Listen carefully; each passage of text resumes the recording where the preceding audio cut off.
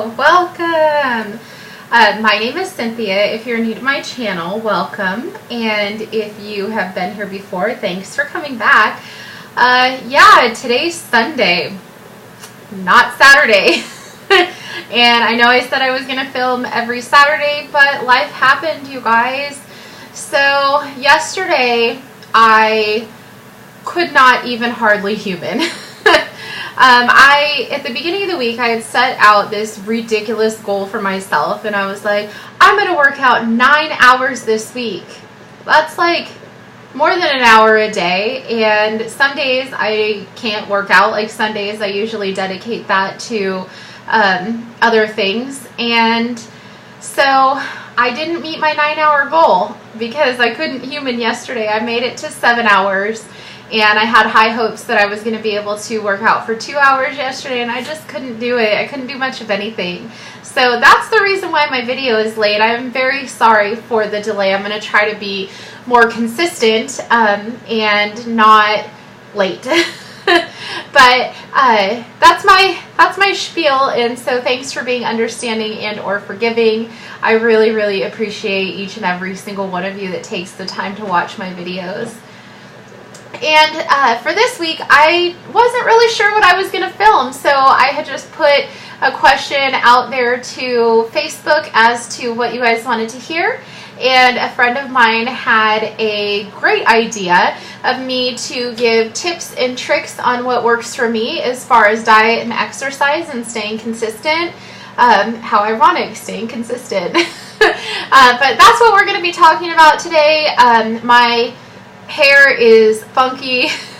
I was out with some friends earlier and we were painting at a local place here, and then all of a sudden from our 60-degree weather it broke out in a torrential downpour. So my hair is just all kinds of frizzy because of the rain and the humidity and all of that. So we're gonna just hope that we can make it through, and I hope my hair isn't too distracting. So what holds me accountable for diet and exercise? Well, I'm going to go ahead and talk a little bit about what worked well for me as far as diet, because that's where I started first. As I told you guys, I did not start out exercising. I started out watching my diet. And so I'm just going to go ahead and talk a little bit about what I did to help me get my diet under control, because I was out of control. I was a hot mess, and now I'm less of a hot mess. Still a hot mess, but less. I think the biggest thing that helped me with diet and exercise would be tracking everything. So with my diet, sorry about that, you guys. I got some text messages and the noise distracted me for just a second. Easily distractible. It's late. So I started tracking everything, and the app that I started using for tracking my diet was MyFitnessPal. And I'm going to throw around a lot of brands and a lot of things that I use, and obviously I'm little channel, so none of this is sponsored. But I used MyFitnessPal, and I really liked MyFitnessPal because it seemed like everything was easy. Most of the things that I needed were already programmed in there with the correct nutrition facts, and so it made tracking everything really easy. And when you're going to track your food, I want to stress the importance of holding yourself accountable.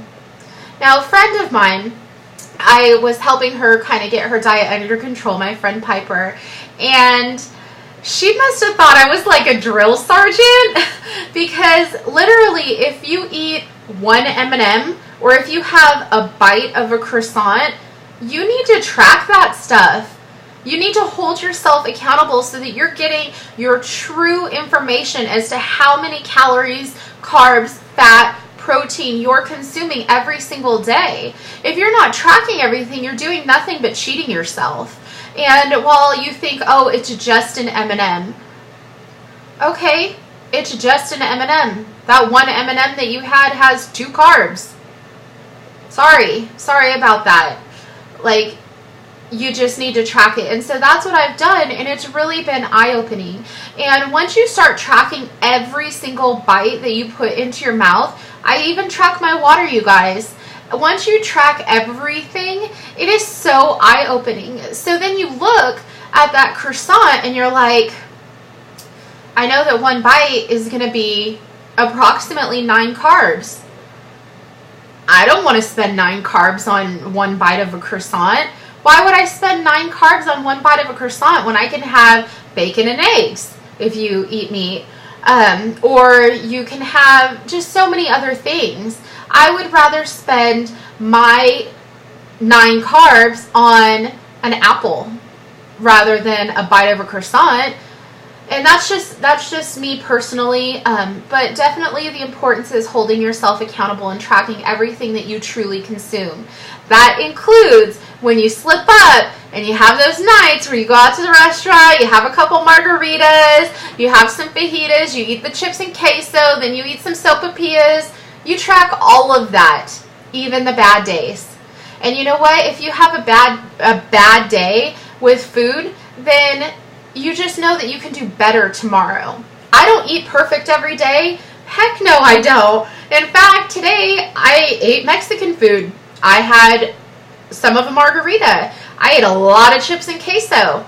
I'm still going to track all of that, and I know that I'll make it up later in the week. Another thing that has really helped me with food is increasing the number of times that I go to the grocery store, which that may sound interesting, like, really? You go to the grocery store more and it helps you diet? Yeah, it does actually. Because whenever I make myself go to the grocery store weekly instead of every 2 weeks or every month, like I know that some people do, it gives me the opportunity to buy more fresh fruits and vegetables. And while you can substitute and use some frozen items, I always prefer to go with stuff that's fresh. So if I go to the grocery store at least once a week, then I know I'm more likely to pick out the fresh fruits and vegetables than I would be if I knew I were only going for 2 weeks, and maybe for the first 4 days you have fresh fruits and vegetables, but then what do you do for the other week and a half? So that has definitely really helped me with my food intake, and also whenever you go out. So whenever you go out to eat, it's difficult. At least it is for me, especially now that I have eliminated meat from my diet. Whenever I am going to go to a restaurant, it's definitely a lot easier than it is at a fast food place. So at restaurants, typically, you can get, like tonight I had spinach enchiladas. I know a lot of places have like veggie fajitas, or if you go Italian, you can just get a pasta dish that doesn't have meat on it. But when you go to fast food, because seriously, like sometimes I get desperate and I do not want to come home and cook, you guys. And so I'm like, oh, where can I stop to eat? And of course, the first place I always think is Chick-fil-A, and I can't be going to Chick-fil-A now. So that has definitely been a challenge, and so I sit there and I think about it and I think about it, and eventually I just get so frustrated that I just go home and cook something anyway. However, this past Friday night, words are hard. This past Friday night, I definitely did not want to cook, and so I sat here and sat here and sat here some more because I'm not super creative, and I was like, where can I go to grab some food? So I actually decided on Chipotle, and I haven't been to Chipotle in a really long time, and I knew that they had sofritas, which is like a tofu scramble that's seasoned as if like their taco meat would be seasoned. So I got a sofritas burrito with brown rice and black beans, salsa, and cheese, because I just can't give up the cheese, you guys. Can you imagine how much more weight I would lose if I could just give up cheese? Can't do it. I found a good vegan alternative to sliced cheese, but I just can't get behind any of the shredded ones. They just don't taste right, if I'm being honest. So fast food tends to be a little bit more difficult. I'm just too embarrassed to roll up to Burger King and be like, hi, can I get a Whopper with no Whopper? So I just give up and I go home and eat, or I stay here and eat, because it just gets so frustrating. But you can eat out. I know that a lot of fast food places have salad, and you guys, I hate lettuce. I've always hated lettuce, iceberg, romaine. Nope, can't do it. I can do it. I just don't enjoy it. I really don't like lettuce. At work, we do have a cafeteria when I'm at the hospital and not in my office. We have a cafeteria. We also have a Subway. So I've been eating a lot of Veggie Delight sandwiches with the Chipotle sauce on the flatbread. So good.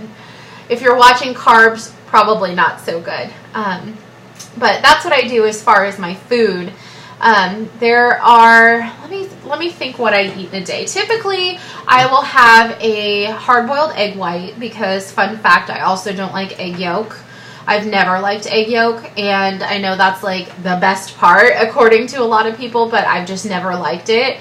So that is super beneficial to me. So I usually have 1 or 2 hard-boiled egg whites, and then for lunch I either will have like a tomato and some avocado, or sometimes I'll have a peanut butter and jelly, or I'll have the Veggie Delight at work, or I will have the cafeteria grill fix me a grilled cheese. So those are some options there. As far as snacks go, I'm really stuck on goldfish crackers, you guys. It's really pathetic. Like last week I bought 2 bags, and I bought them on Sunday and they were gone by Tuesday. Yeah, goldfish crackers. So this week when I went to the store just a little bit ago today, I bought 3 bags, and hopefully I can portion them out and have a little bit of self-control. I mean, I guess there are worse things that I could splurge on, but yeah, goldfish crackers. And I really like Lara bars, and I do eat a lot of fruits and vegetables. I try to juice at least 1 meal a day, and hopefully that will increase to all 4 of my meals per day being juices for hopefully the full 21 days that I'd like to do it. And for dinner, I usually have a juice, and if I'm not having a juice, I will have, Aldi has these Chipotle black bean burgers that I will fix and eat. Or I do like the vegan breakfast sausage with some eggs in a wheat tortilla, something like that. I live by myself, so I'm super fortunate that I don't have a lot of people that I need to cook for. And I know that those of you with families, it is a little bit difficult. But if you could try to make good choices and eliminate as much fat and as many carbs as you possibly can. I am not currently watching my carbs super close. I probably eat like maybe 200 carbs a day. I'm just more so watching to make sure that my carbs don't get too high. Like probably 200 to 230 is as high as I go. And I really watch the number of calories that I eat. And right now it's right around 1,100 to 1,200 calories per day, and that's eating 4 meals a day. So it is possible, and you'd be surprised as to how many calories you eliminate whenever you're not eating meat. But I do miss bacon. We're gonna work on the veggie bacon. We're working on the veggie bacon. I've got some recommendations from some friends, and so I'm gonna try it. So that's what I do as far as my food. Now, as you know, the last thing that I incorporated into my lifestyle change was exercise, because I did not like to sweat. I was still much larger than I am now, and exercise was horribly painful.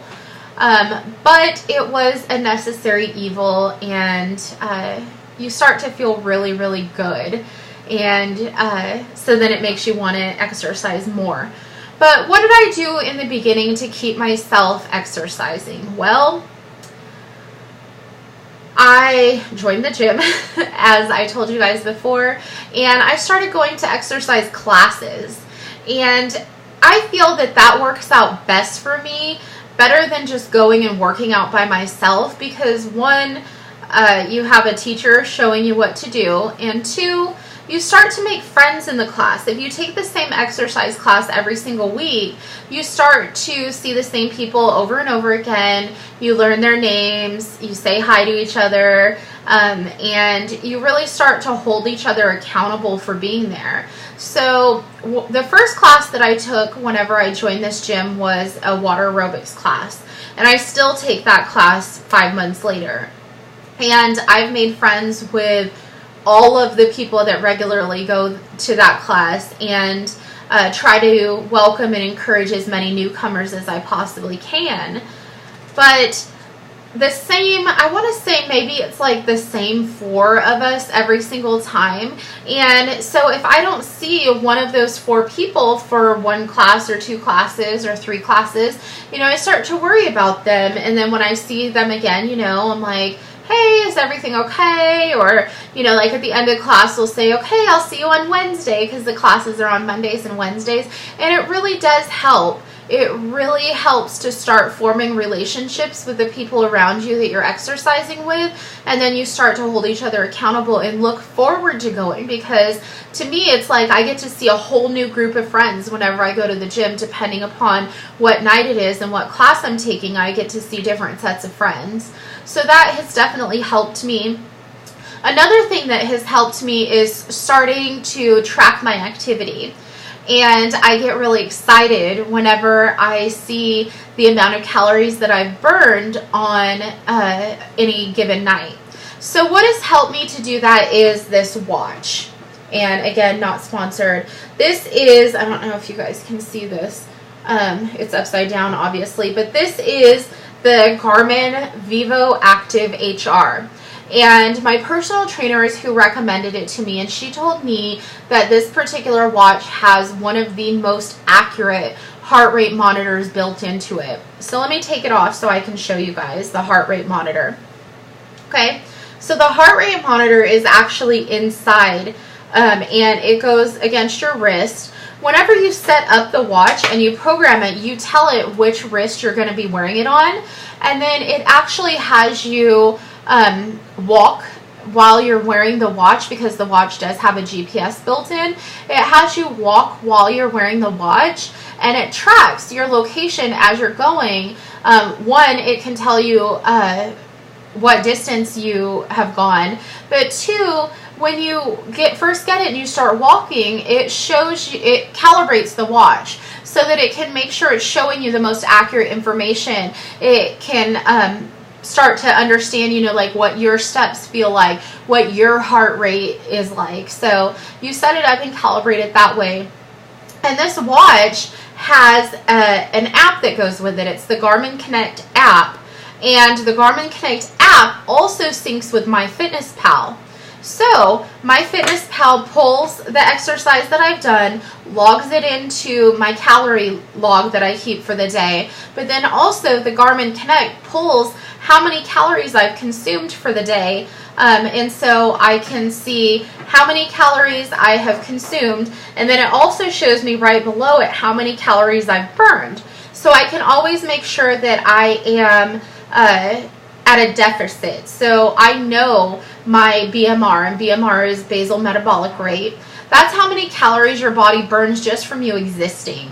If you laid in bed all day and did nothing, you would burn X number of calories just existing. Mine is 2,385 calories just to lay in bed all day. So I can gauge it. Okay, so I know that I'm going to burn 2,385 calories per day just doing nothing. If I burn another 485 calories while I'm working out, I just need to make sure that the number of calories that I've burned is at least 500 calories less than what I've consumed, so that I can make sure that there is going to be a calorie deficit, thus promoting weight loss. So you always want to, from what I understand, make sure that you're eating at least 500 calories less than what you burn so that you can have that deficit. What else? What else has held me accountable? I have a planner, and I'm old school. I have a paper planner. I know that a lot of times you can have it on your phone, and that just doesn't work out well for me. There's a lot of things with technology that works out well. That is not one of them. So I have a planner, and every Friday before I end my work week, I sit at my desk and I write my planner, and it's my exercise. It is any classes that I'm teaching at work, any appointments that I have, any meetings that I've agreed to, any lunch dates or activities with friends that I've agreed to, and any church stuff that I have planned. So that really helps to hold me accountable also, because I can see it written on a piece of paper. Hey, today at 5:30, you're going to a Pilates class. Okay, I'm going to a Pilates class. And so that really helps me and keeps me on track, and I just know that that's what I'm doing that day, and it's just kind of like autopilot after a while. What I would suggest when you're first starting out is, if you're having a hard time getting the motivation to go to the gym, I would suggest either bringing your workout clothes with you, or if you have to go home first to change because you need to let a dog out or drop off children or that sort of thing, lay out your workout clothes. So the first thing that you see whenever you go into your room to change out of your work clothes is the exercise clothes. They're already there. They're already ready. They're already waiting for you. Another thing that has really helped me is meal prep, to think about and plan what I'm going to eat for the entire week, or just have an idea of what I'm going to eat. That really helps me to stay on track so that I'm not so tempted to go through a drive-through. So, all right, you guys, that is what I have for today. So I hope you enjoyed this chat, and if you did, please give it a thumbs up, comment, and subscribe to my channel if you haven't already. Please tell at least 3 friends about my channel, and I will be talking with you guys again soon. I love you all, and I hope you have a fabulous upcoming week. Bye!